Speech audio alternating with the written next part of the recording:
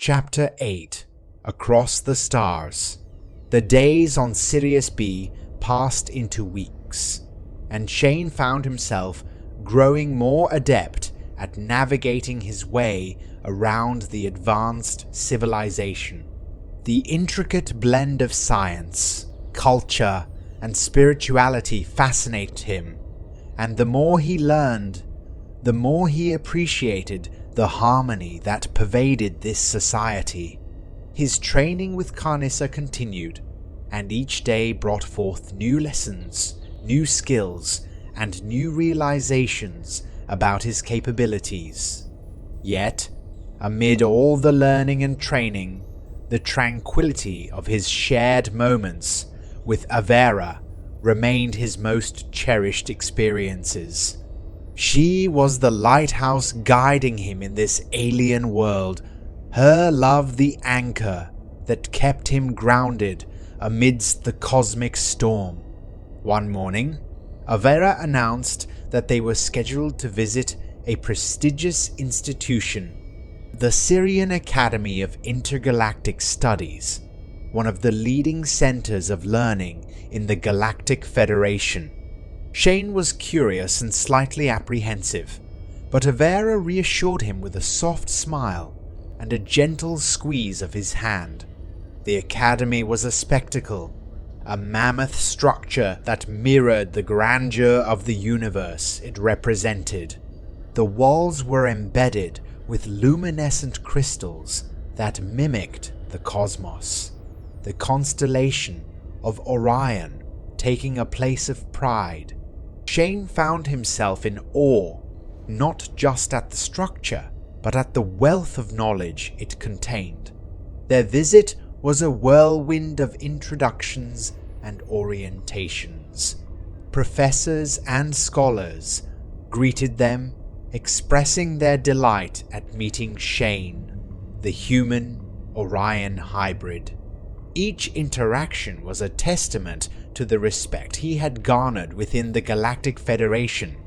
As they retired to their dwelling that evening, Shane felt a sense of accomplishment. He was finally becoming a part of this intergalactic society. That night, as he drifted off to sleep, the words of one of the scholars echoed in his mind. "Welcome home, Shane." The following day saw a shift in their routine. A message from the Galactic Federation Council arrived, summoning them for an important assembly. The draconian threat had escalated, and urgent measures were required. Shane could sense Avera's concern, her usually vibrant eyes clouded with worry. Don't worry, Avera.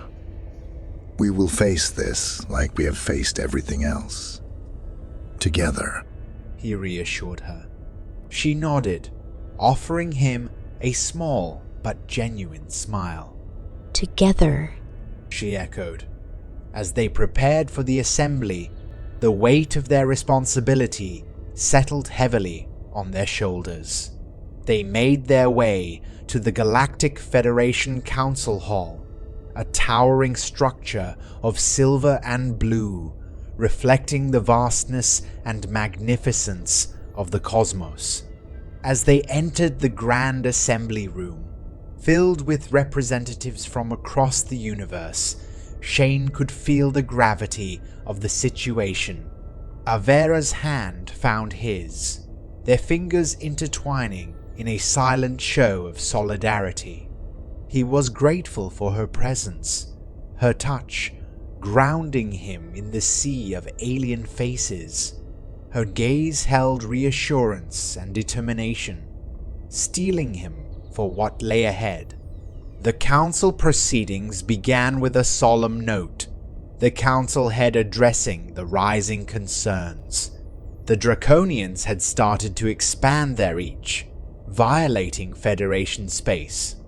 Their aggressive actions threatened not just the stability of the galactic peace, but also the safety of the civilizations that fell under the Galactic Federation. Enlil stepped forward to address the council, his demeanor calm and collected. His plan, crafted with utmost strategic acumen, proposed a tactical lure to draw out the Draconians. His words were met with a murmur of approval. Enlil's gaze turned to Shane, acknowledgement and expectation mirrored in his eyes. And here among us, we have a being of exceptional potential. My son, Shane, also known as Dadara, has shown his worth time and again. The assembly fell silent, hundreds of alien eyes turning towards Shane. He swallowed, standing tall as he addressed the sea of faces. His voice resonated through the hall, steadying as he spoke of his commitment to safeguard the cosmic peace, his words echoing Enlil's faith in him. Their plan was met with approval, a collective decision to stand united against the draconian threat. The assembly adjourned, leaving Shane and Avera in the middle of the emptying hall. They returned to their dwelling in silence, the day's events weighing heavy on their minds.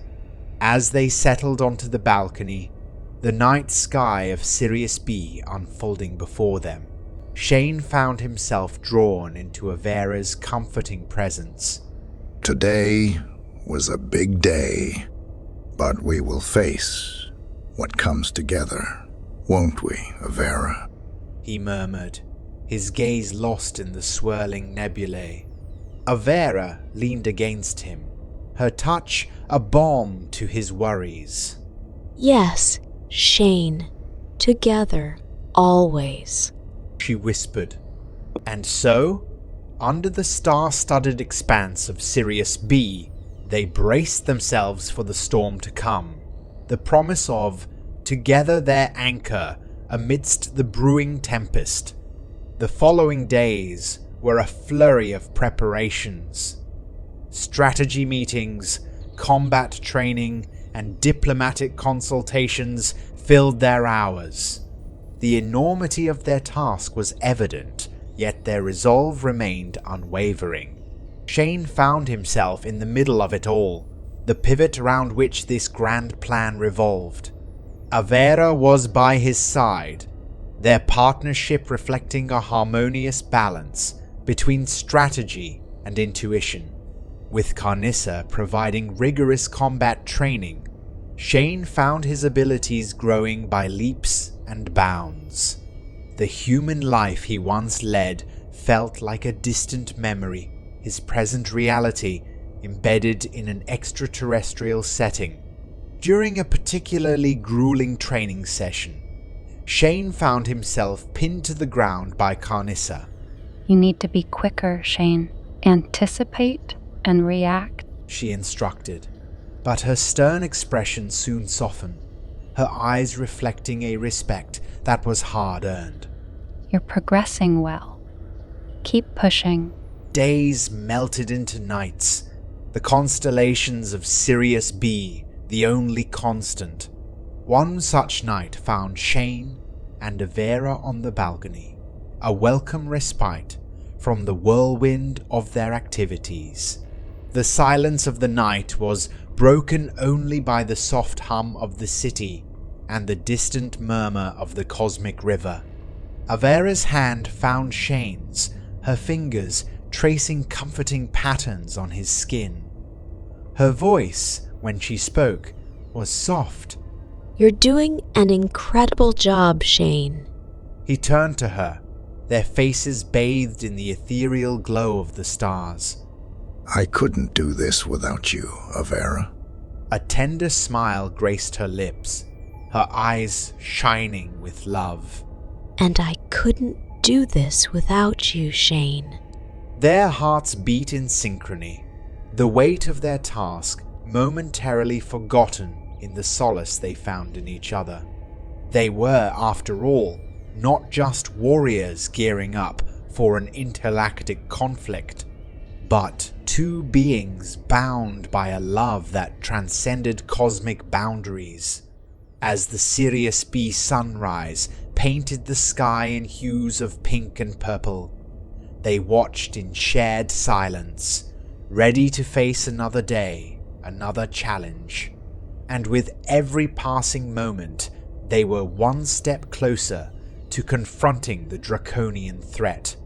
Their unity, their greatest strength in the face of the upcoming storm. The end of Chapter 8 of Beyond Alnilam by Shane Lint. Stay tuned for the next chapter and be sure to like and subscribe